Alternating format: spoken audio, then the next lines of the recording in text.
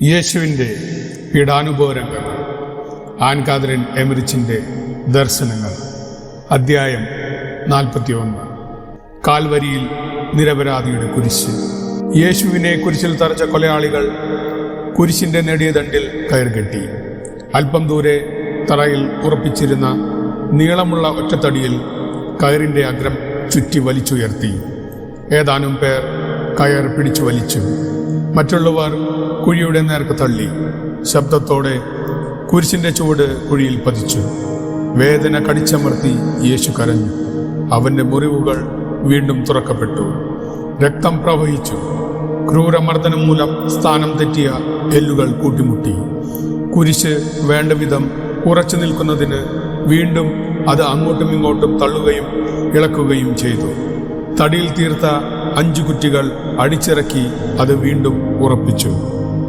ഗർവിഷ്ഠരായ ഫരിസയർ, അധിക്ഷേപം മുതിർക്കുന്ന പട്ടാളക്കാർ, അഹന്തയോടെ ആക്രോശിക്കുന്ന യഹൂദജനം, ലോകത്തിന്റെ വിവിധ ഭാഗങ്ങളിൽ നിന്നുള്ള നിരവധി ആളുകൾ, ഇങ്ങനെ ആ ബലിവേദിയുടെ ചുറ്റും കൂടിയിരുന്ന വൈവിധ്യമാർന്ന ജനാവലിയുടെ മുൻപാകെ ഉയർത്തപ്പെട്ട ആ കുരിശിലേക്ക് നോക്കുന്നത് വേദനാജനകമായിരുന്നു. രക്ഷയുടെ പ്രതീകമായ അതിലേക്ക് ഉറ്റുനോക്കിയ ഞാൻ അതിരറ്റ ഹൃദയാനന്ദം അനുഭവിച്ചു. കുരിശിന്റെ ശീർഷഭാഗം വിഹായസിൽ ഉയർന്ന് അന്തരീക്ഷത്തിൽ ഒരു നിമിഷം ആടി ഉലഞ്ഞ് വലിയ ശബ്ദത്തോടെ കുഴിയിലേക്ക് നിബന്ധിച്ചപ്പോൾ അട്ടഹാസവും ആർപ്പുവിളികളും അവഹേളനങ്ങളും അന്തരീക്ഷത്തിൽ മറ്റൊലികൊണ്ടു. സ്നേഹത്തിൻ്റെയും സ്വാന്തനത്തിൻ്റെയും ആത്മീയതയുടെയും വാക്കുകളും പ്രതിധ്വനിച്ചു.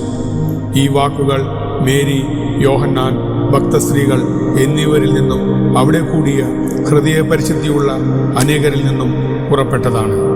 കുരിശിൽ തറയ്ക്കപ്പെട്ട മാംസം ധരിച്ച വചനത്തെ അവർ കുമ്പിട്ട് ആരാധിച്ചു.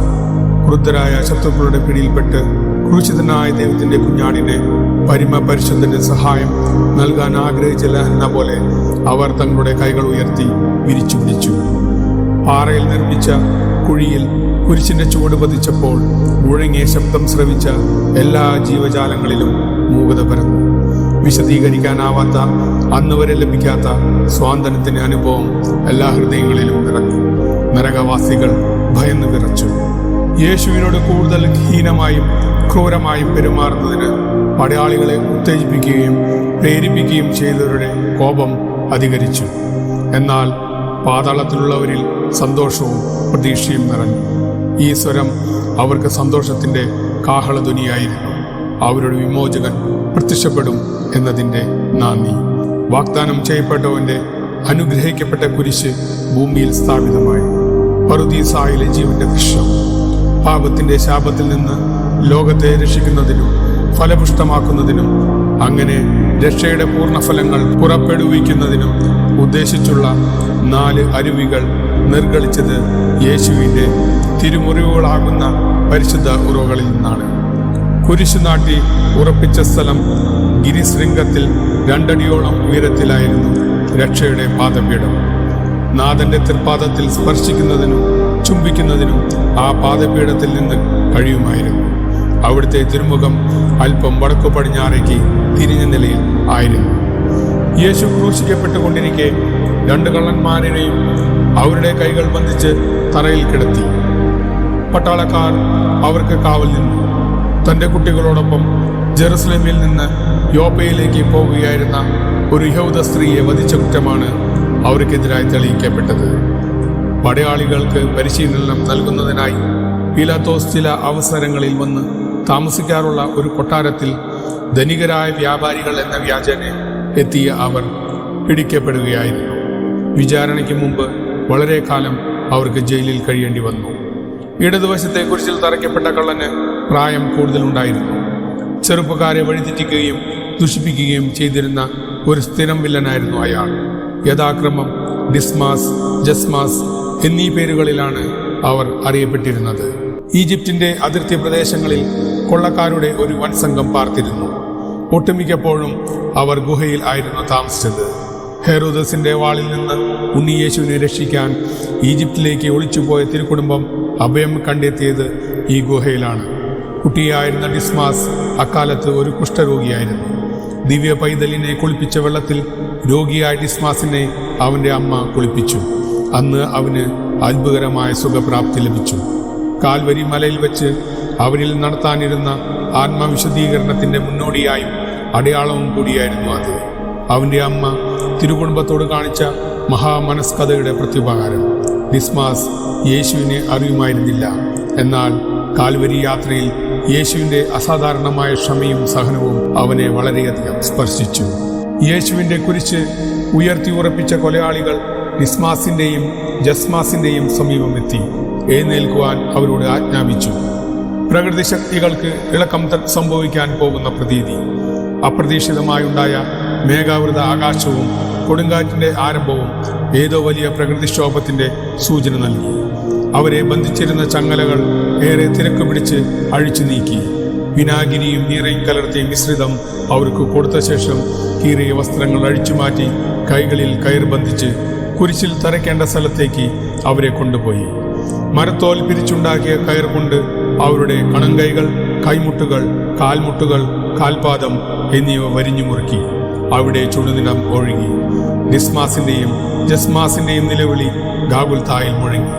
ചെറിയ ഒരു ഗോവണിയുടെ സഹായത്തോടെ മുകളിലേക്ക് വലിച്ചു കയറ്റിക്കൊണ്ടിരിക്കുമ്പോൾ ഡിസ്മാസ് ഇങ്ങനെ പറഞ്ഞു: ഈ പീഡനം അതികഠിനമാണ്. ആ പാവം ഗലീലിയനോട് ചെയ്തതുപോലെ നമ്മെയും പീഡിപ്പിച്ചിരുന്നെങ്കിൽ നാം പണ്ടേ മരിച്ചു പോകുമായിരുന്നു. യേശുവിന്റെ വസ്ത്രങ്ങൾ കൊലയാളികൾ ഭാഗിച്ചു.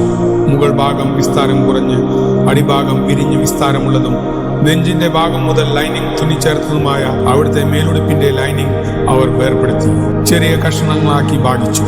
രക്തം കട്ട പിടിച്ചിരുന്ന വെള്ള നിറമുള്ള മേൽവസ്ത്രം, ബെൽറ്റ്, തോൾവസ്ത്രം, അടിവസ്ത്രങ്ങൾ എന്നിവയും അവർ ഭാഗിച്ചു. യേശുവിന്റെ അമ്മ നെയ്തെടുത്ത മേലുടുപ്പിനു വേണ്ടിയുള്ള തർക്കം മൂലം അവകാശി ആരെന്ന് കുറിയിട്ട് തീരുമാനിക്കാം എന്നും നിശ്ചയിച്ചു. അതിനുവേണ്ടി അക്കങ്ങൾ രേഖപ്പെടുത്തിയ ഒരു ബോർഡ് കൊണ്ടുവന്നു. പാറ തുറന്നുണ്ടാക്കിയ കുഴിയിൽ കുരിശ് തള്ളിയിറക്കി. ആ ആഘാതത്തിൽ യേശുവിന്റെ ശിരസിൽ അടിച്ചിറക്കിയ മുൾമുടി നൊമ്പരത്തിന് മേൽ നൊമ്പരം നൽകി. ശിരസിലും കൈകാലുകളിലും ഏറ്റ മാരക മുറിവുകളിൽ നിന്ന് രക്തം ധാരധാരയായി ഒഴുകി. ഒരു വശത്ത് ഗോവണിച്ചാരി പടയാളികൾ കുരിശിൽ കയറി. കുരിശ് കുത്തിയിറക്കുമ്പോൾ ആണിയിൽ നിന്നും ശരീരം വഴുതാതിരിക്കുവാൻ ബന്ധിച്ചിരിക്കുന്ന കയറുകൾ അവർ അഴിച്ചു. നിലത്ത് കുരിശിൽ കിടത്തിയതിനാലും കയറ് കൊണ്ടുള്ള കെട്ടുകൾ മൂലവും തടഞ്ഞു നിന്ന രക്തം മുറിവുകളിൽ നിന്നും ഒഴുകി. അവിടുന്ന് എഴുന്നേറ്റ് മിനിറ്റിലധികം സമയം തീവ്രവേദന സഹിച്ച് മൃതനെന്ന പോലെ തലകുനിച്ചു കിടന്നു. ആ ഗിരിമുഖം നിമിഷങ്ങളോളം നിശബ്ദതയിലായി. കൊലയാളികൾ യേശുവിന്റെ വസ്ത്രങ്ങൾ ഭാഗിച്ചെടുക്കുവാൻ തിരക്കുകൂട്ടി. ദേവാലയത്തിൽ കാഹളം മുഴങ്ങിയില്ല. ഇവിടെ അരങ്ങേറിയ ദുരന്തരംഗം ഒരുക്കിയ അഭിനേതാക്കളെല്ലാം ക്ഷീണിതരായി കഴിഞ്ഞിരുന്നു. ചിലർ സഹിക്കാനാവാത്ത ദുഃഖം മൂലം, മറ്റു ചിലർ തങ്ങളുടെ ശത്രുവിനെ കുരിശിലേറ്റി ക്രൂരമായി കൊല ചെയ്യുന്നതിന് വേണ്ടി വന്ന അധ്വാനം കൊണ്ട് ദുഃഖവും വേദനയും കലർന്ന വികാരങ്ങളോടെ രക്ഷകനായ യേശുവിനെ ഞാൻ നോക്കി. ചലനമറ്റ് ജീവനില്ലാത്തവനെ പോലെ അവിടുന്ന് കിടക്കുന്നത് കണ്ട എൻ്റെ മനസ്സംയൗനവും ഏകാഗ്രതയും നഷ്ടപ്പെട്ടു. മരണം തന്നെ സംഭവിച്ചേക്കുമെന്ന് തോന്നിപ്പോയി. എൻ്റെ കൈകളും പാദങ്ങളും പൊള്ളുകയായിരുന്നു. ഒപ്പം മനസ്സും അനിയന്ത്രിതമായ ദുഃഖവും ഭയവും ഹൃദയത്തിലേക്ക് എത്തി നോക്കി. എന്നാൽ യേശുവിനോടുള്ള സ്നേഹം കൊണ്ട് അവിടം നിറഞ്ഞു. പ്രിയമണവാളൻ കുരിശിൽ കിടക്കുന്നത് വ്യക്തമായി കാണുവാൻ എനിക്ക് സാധിച്ചു. പ്രഹരിച്ചു വികൃതമാക്കപ്പെട്ട തിരുമുഖവും കൂർത്ത മുൾമുടി ഉറപ്പിച്ച ശിരസ്സും എൻ്റെ ധ്യാന ദൃഷ്ടിയിൽപ്പെട്ടു. തല ചലിപ്പിക്കുന്നതിന് പോലും കഠിനവേദന സഹിക്കേണ്ടി വന്നു. അവിടുത്തെ അതിരം വരണ്ട് ക്ഷീണിച്ച് പകുതി തുറന്നിരുന്നു. തലയും താടിയും രക്തം കൊണ്ട് കട്ട പിടിച്ചിരുന്നു. മാറിടം ചമ്മട്ടിയടി കൊണ്ട് പൊട്ടിച്ചതഞ്ഞിരുന്നു. രക്തം കറുത്തു കല്ലിച്ചിരുന്നു. കൈമുട്ടും കണങ്കൈയും ചുമലും സന്ധിബന്ധങ്ങൾ വേർപെട്ടു പോകത്തക്ക വിധം വലിഞ്ഞു നിന്നു. കൈകളിലെ മുറിവുകളിൽ നിന്ന് രക്തം ഒഴുകിക്കൊണ്ടിരുന്നു. വാരിയല്ലുകൾ എണ്ണുവാൻ സാധിക്കുന്ന വിധം മാംസം വിട്ടുപോയിരുന്നു. അസ്ഥി പുറത്ത് കാണത്തക്ക വിധം മാംസപേശികൾക്ക് മുറിവേറ്റിരുന്നു. മുറിവുകളാകട്ടെ കറുത്തു കരിവാളിച്ചിരുന്നു. അവയിൽ കൂടി ഒഴുകിയ രക്തം ആദ്യം ചുമന്ന നിറത്തിലായിരുന്നെങ്കിലും സാവകാശം നേർത്ത് വെള്ളം പോലെയായി. അവിടുത്തെ ശരീരം ചേതനേറ്റ പോലെയായി. നൊമ്പരവും അപമാനവും ഒന്നിച്ച ഈ അവസ്ഥയിൽ പോലും അന്തസ്സുറ്റതും നന്മ നിറഞ്ഞതുമായ അവിടുത്തെ വചനം കാണികളിൽ ഭക്ത്യാദരങ്ങൾ ഉളവാക്കി. വെളുത്ത ചുവപ്പ് കലർന്ന നിറമായിരുന്നു നമ്മുടെ കർത്താവിന്.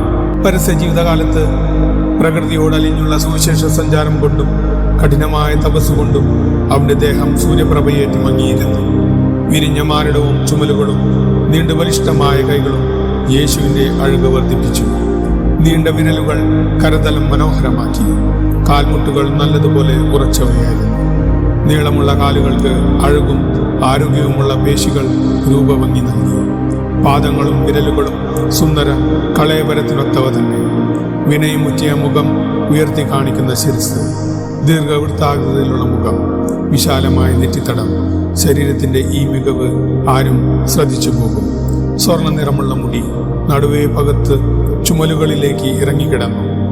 നീളം കുറഞ്ഞ താടി താഴേക്ക് രണ്ടായി വിഭജിക്കപ്പെട്ടിരുന്നു. കുരിശിൽ യേശുവിനെ ഞാൻ കണ്ടപ്പോൾ അവിടുത്തെ തലമുടി അധികവും പിഴുതെടുക്കപ്പെട്ടിരുന്നു. അവശേഷിച്ചവ രക്തത്തിൽ നനഞ്ഞ് കട്ട പിടിച്ചിരുന്നു. അവയവങ്ങൾക്കെല്ലാം തന്നെ ഇളക്കം സംഭവിച്ചതുപോലെ തോന്നി. അസ്ഥികൾക്ക് സ്ഥാനഭ്രംശം വന്നതുപോലെ, ശരീരം ഒറ്റമുറിവ് പോലെ. ഇടതും വലുതും ക്രൂശിച്ചിരുന്ന കള്ളന്മാരുടെ കുരിശിനടിയിൽ കൂടി ഒരു കുതിരക്കാരന് സഞ്ചരിക്കാൻ മാത്രം സ്ഥലമുണ്ടായിരുന്നു. അവരെ തരച്ച കുരിശുകൾ ഉയരം കുറഞ്ഞവയായിരുന്നു. കുരിശിൽ കിടക്കുന്ന കള്ളന്മാരുടെ ദൃശ്യം ആർക്കും അസ്വസ്ഥത ജനിപ്പിക്കാൻ പോന്നതായിരുന്നു.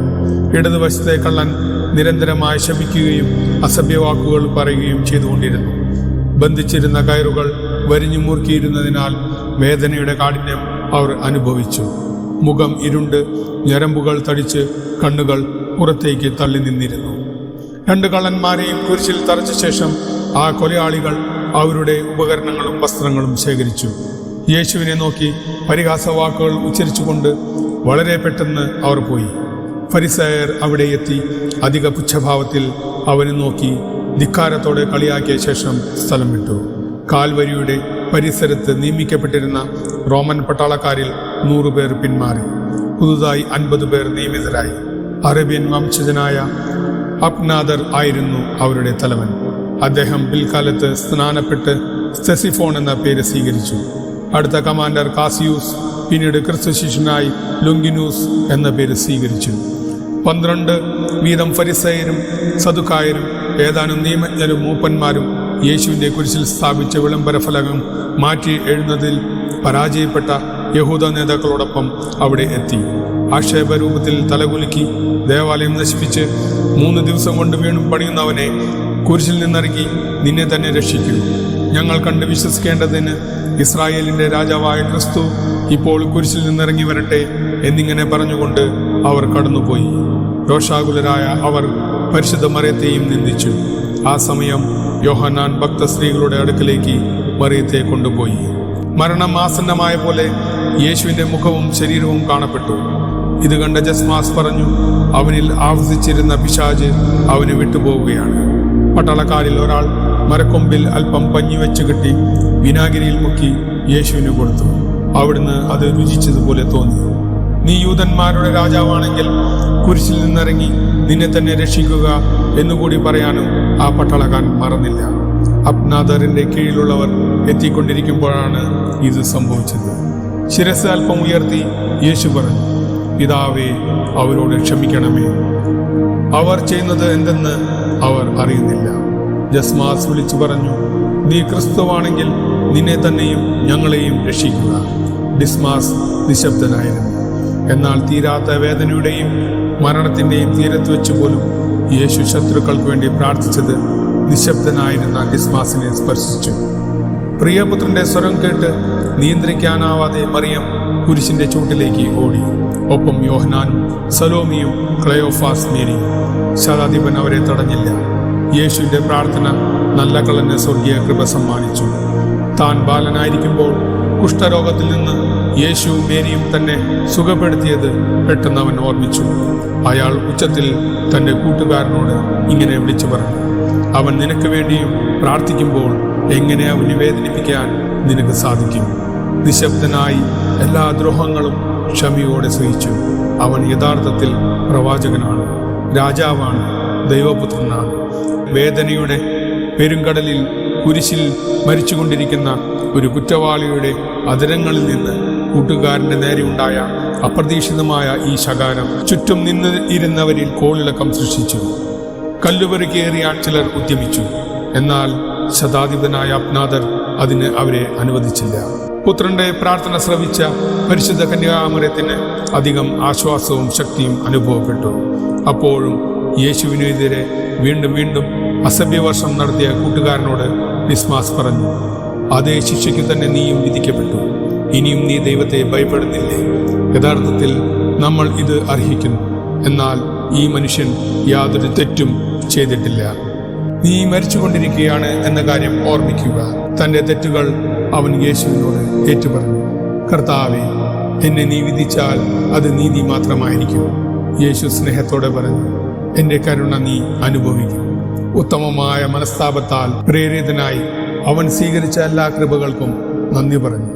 തന്റെ കഴിഞ്ഞകാല ജീവിതത്തിൽ ചെയ്തു കൂട്ടിയ തെറ്റുകളുടെ പരമ്പര അവന്റെ ചിന്താമണ്ഡലത്തിൽ എത്തി. ക്രൂശിക്കലിന് തൊട്ടു പിന്നാലെ 12 മണിക്കും 12:30 ഇടയിലാണ് ഇത് സംഭവിച്ചത്. ആശ്ചര്യകരമായ മാറ്റങ്ങൾ പ്രകൃതി ശക്തികളിൽ സംഭവിച്ചുകൊണ്ടിരുന്നു. കാൽവരിയുടെ ചുറ്റും കാത്തുനിന്ന പ്രേക്ഷകർ അത്ഭുതപ്പെട്ടു.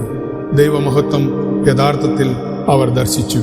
പീലാത്തോസ് വിധി പ്രസ്താവിക്കുമ്പോൾ തെളിഞ്ഞ അന്തരീക്ഷം പ്രകാശം പരത്തിയിരുന്നു. 10 മണി സമയം ആലിപ്പഴ വർഷമുണ്ടായി.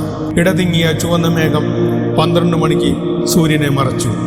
യഹൂദർ സമയം കണക്കാക്കുന്നതിനനുസരിച്ച് 6 മണിക്കൂറിൽ സൂര്യൻ പെട്ടെന്ന് ഇരുണ്ടു. ഈ അത്ഭുത പ്രതിഭാസത്തിന്റെ യഥാർത്ഥ കാരണം എനിക്ക് വെളിവാക്കപ്പെട്ടെങ്കിലും അവ വിശദീകരിക്കുന്നതിന് വേണ്ട വാക്കുകൾ എനിക്ക് ലഭിക്കുന്നില്ല. ഭൂമിയിൽ നിന്ന് എടുക്കപ്പെട്ടതുപോലെ എനിക്ക് അനുഭവപ്പെട്ടു.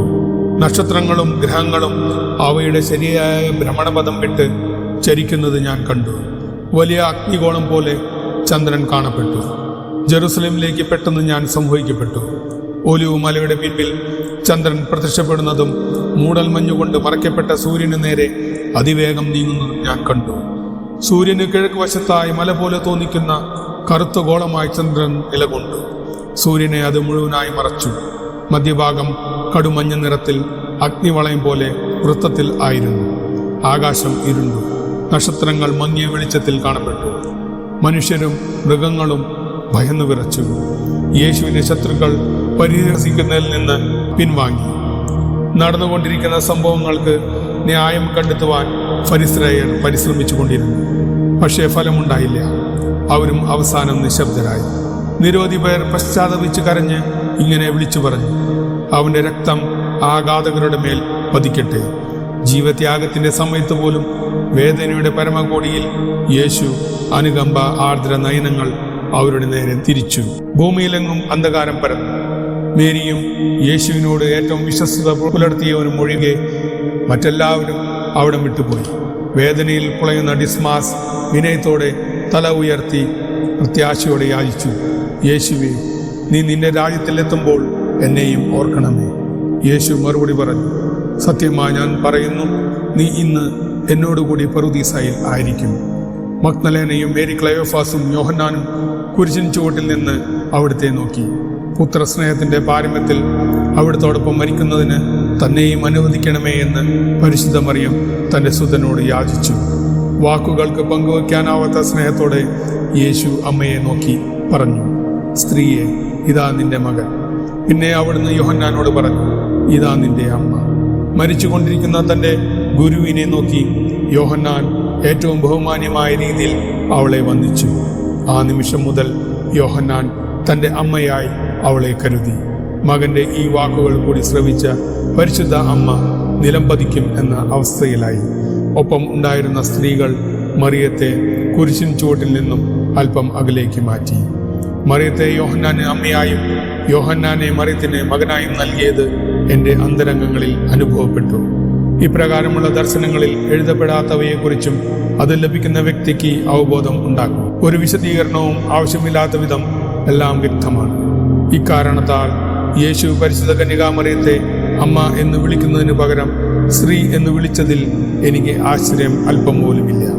സർപ്പത്തിന്റെ തല തകർക്കും എന്ന തിരുവചനത്തിൽ പറഞ്ഞിരിക്കുന്ന സ്ത്രീ ഇതാണെന്നും തന്റെ പുത്രന്റെ മരണത്തിൽ ആ വാഗ്ദാനം പൂർത്തീകരിക്കപ്പെട്ടത് വ്യക്തമാക്കുന്നതിന് അവിടുന്ന് ആഗ്രഹിച്ചതായും എനിക്ക് അനുഭവപ്പെട്ടു. യേശു യോഹന്നാന് മറിയത്തെ അമ്മയായി നൽകുക വഴി തന്നിൽ വിശ്വസിക്കുന്ന ദൈവത്തിൽ നിന്ന് ജനിച്ച് ദൈവമക്കളായി തീർന്ന എല്ലാവർക്കും അവളെ അമ്മയായി തരികയായി. പരിശുദ്ധയും അനുസരണയുള്ളവളും വിനീതയുമായ മറിയത്തെ മാലാക കൃപ നിറഞ്ഞവളെ എന്ന് അഭിസംബോധന ചെയ്തപ്പോൾ ഇതാ കർത്താവിന്റെ ദാസി, നിന്റെ വചനം പോലെ എന്നിൽ സംഭവിക്കട്ടെ എന്ന് പറഞ്ഞ് ദൈവേഷ്ടത്തിന് വഴി സമ്മതം നൽകിയ സമയം വചനം ആരുടെ ഉദരത്തിൽ മാംസമായി തീർന്നുവോ അവളോട് മറ്റൊരു പുത്രന്റെ ആത്മീയ മാതൃത്വം ഏറ്റെടുക്കുവാൻ മരിച്ചുകൊണ്ടിരിക്കുന്ന തന്റെ പുത്രൻ ആവശ്യപ്പെട്ടപ്പോൾ വിനയത്തോടും അനുസരണയോടും കൂടെ ഇതേ വാക്കുകൾ അവൾ ആവർത്തിച്ചിട്ടുണ്ടാകണം എന്നും യേശുവിന്റെ സഹോദരരും ദൈവമക്കളുമായ ഏവരെയും ദത്തുപുത്രരായി സ്വീകരിച്ചിട്ടുണ്ടാകും എന്നും കരുതുക തികച്ചും യുക്തമായി എനിക്ക് തോന്നുന്നു. ഇക്കാര്യങ്ങൾ വാക്കുകളിലൂടെ പ്രകാശിപ്പിക്കുന്നതിനേക്കാൾ എളുപ്പം ദൈവകൃപ മൂലം അനുഭവിക്കുകയാണ്. വിശ്വാസം, പ്രത്യാശ, സ്നേഹം എന്നീ ദൈവിക പുണ്യങ്ങളിൽ വളർന്നു നിൽക്കുന്ന സഭാതനീയരുടെ ഹൃദയങ്ങളിൽ ഈ അവബോധം മുദ്രിതമായിരിക്കും.